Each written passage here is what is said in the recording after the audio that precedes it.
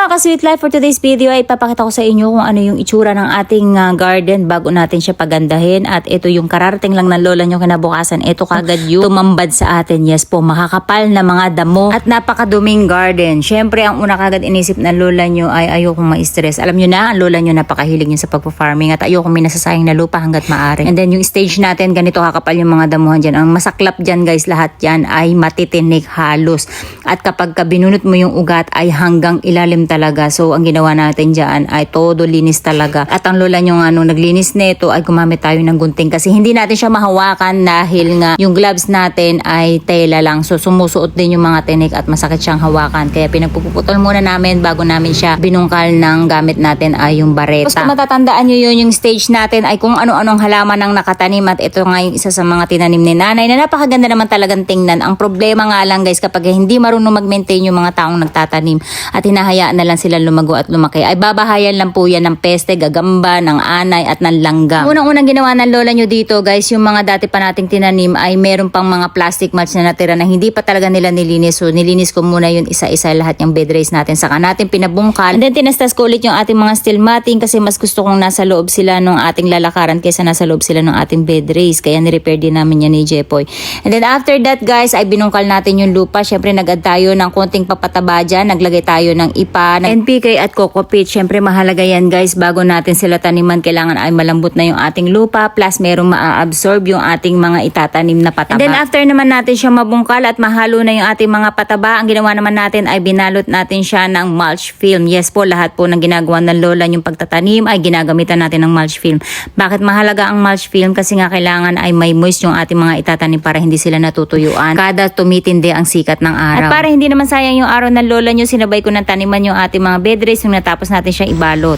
Di alam ang gagawin, no? Daming uunahin, no?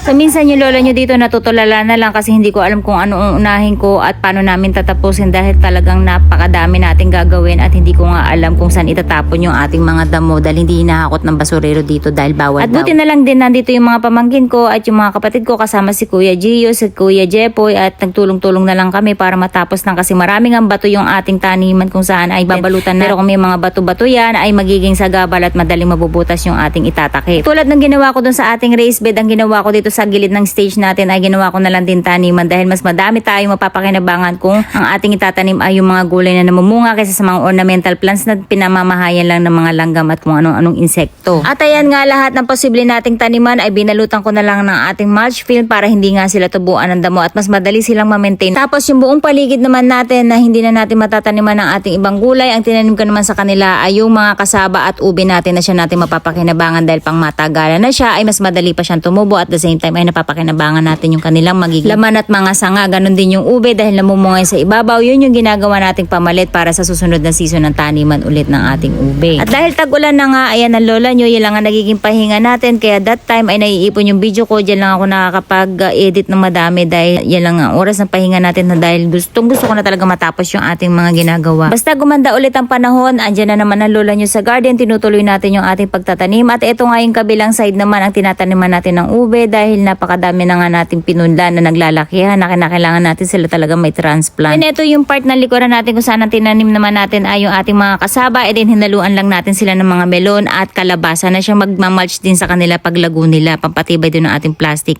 And then sa likod bahay naman, kung natatandaan nyo yun, ang tinanim naman natin dyan ay yung ating mga papaya at yung ating marigold. At baka palitan ko na lang din ng pinya dahil marami pa tayong pinya na natira at hindi din naman nakakaganda ang marigold dito sa likuran natin dahil matatakpan din siya ng mga sasakyan nakapark natin. And then ito yung mga bata akong kapitbahay na nakakatuwa kasi nahihilig din sila sa pag-gardening. Basta nakita nila ako nandiyan nakaupo at nagpupulna, nandiyan na kagad sila para tumulong. Although ako ay ayaw ko, kaya lang sila talaga ay gustong-gusto daw nila masubukan ng pagpo-farming in a real life kasi naglalaro daw sila ng grow in a garden. Kaya gusto din daw nila masubukan kung paano magtanim at natutuwa sila dyan kapag nagbi-mix na nga ng lupa. Kahit natatakot ako, hinahayaan ko silang mag-transplant ng ating mga pananim para may natututunan sila at nasusubukan din nila na mas masarap pala talagang magtanim at the same time ay mapapakinabangan sila pagdating ng panahon. At ito na nga yung itsura ng ating garden after natin mabalutan yung ating mga pagtataniman. Ang problema na lang lola nyo ay itong dinadaanan natin dahil pag bumuhos ang ulan, kinabukasan lang ay may mga bagong damo na kagad natutubo. Kaya naman ang nanay ko ay bumili na nga na itong grass cutter na to, madali lang naman siyang gamitin. Kung ang gagamitin nyo ay yung plastic blade lang kasi hindi siya delikado, hindi katulad ng blade ay medyo nakakatakot ipagamit lalo na kay nanay. In fairness, na-enjoy ko din naman siya kasi nga magaan lang siya at the same time ay dahil plastic nga yung blade na ginagamit natin. Tayo kakaba-kaba kaya pagkatapos natin gamitin to ay napakaganda na nilang tingnan, yun lang talaga ay nai-stress ako na konting ulan lang talagang nakatubo na kagad yung mga damo. Tapos ang masaklap, ang daming insekto, ang daming tipaklong nakalaban natin sa ating mga pananim.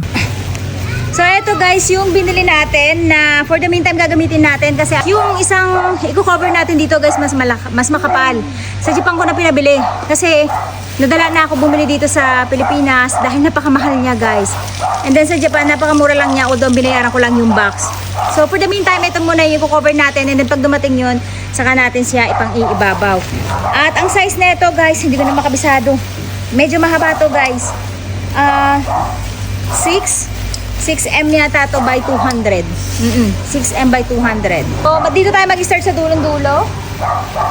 Ito yung ginagawa ng lola nyo na habang tulog pa yung ibang mga makakasama ko at nagpapahinga ako naman ay hanggat makaari kapag may konting akong chance na nakita ay ginagawa ko na kagad yung dapat natin gawin. And then yung unang ginawa natin dito ay nilatag ko lang siya nang hindi siya doble. So medyo kakaba-kaba ako dito dahil nga manipis lang to, pero ang maganda kasi dito kapag nagiinit to yung mga damong nasa ilalim niya ay kasamang maluluto kaya hindi na sila mag-uusbungan. Wag lang talagang uulan kasi mabubuhay at mabubuhay sila ulit. So yan si Kuya Gio, buti na lang tinulungan tayo. So kailangan ko bungkalin muna yung lupa at tanggalan ng mga bato dahil sila yung magiging cause ng pagbutas nito. Kaya isa-isa pa naming nilinis yan at tinanggalan ng mga bato, ganun din ng mga basura at yung mga matataas na damo, and then pinapantay ko yung lupa natin kasi yung ibang part ay hindi pantay, may lubog, meron ding nakaangat. Kaya kailangan ay flat na flat siya para magandang lakaran. Bale 2 araw ko tong ginagawa. Minsan yung mga kasama ko tulog pa, ako ay gumagawa na kasi gusto ko na talaga siyang matapos dahil gusto ko na makapag-proceed sa ating mga gagawin pa o yung ating mga challenges na gusto kong magawa. And finally natapos na nga tayo at ginaabot lagi tayo ng gabi at tayo na nga yung mga pamangking ko nandyan sila kasi tinuturuan ko sila magtanggal ng damo. At ganun din sa hipag ko si Yuki, thank you so much sa kanya kasi palagi siyang nandyan din para makatulong sa akin dito sa pag-gardening.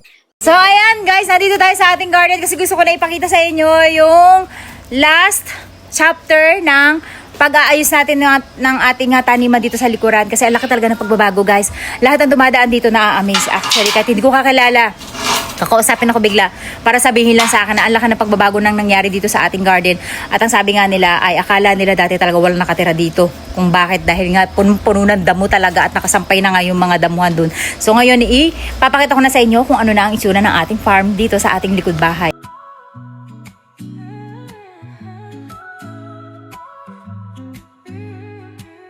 Sunrise hues paint the morning sky. A gentle breeze whispers a sweet goodbye to dreams of distant lands far away, where worries fade and shadows play.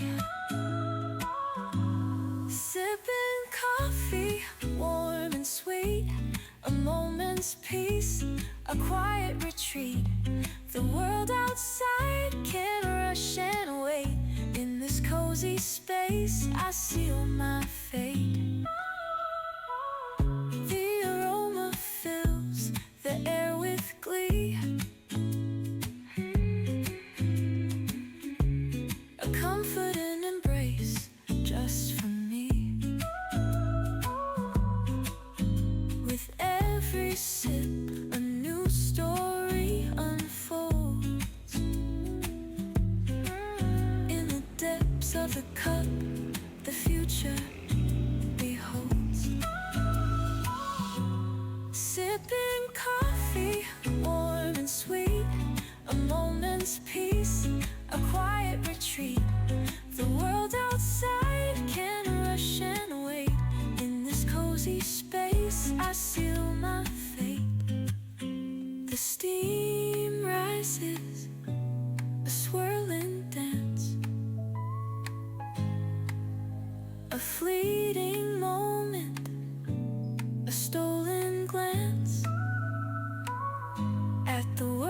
outside, bustling and bright.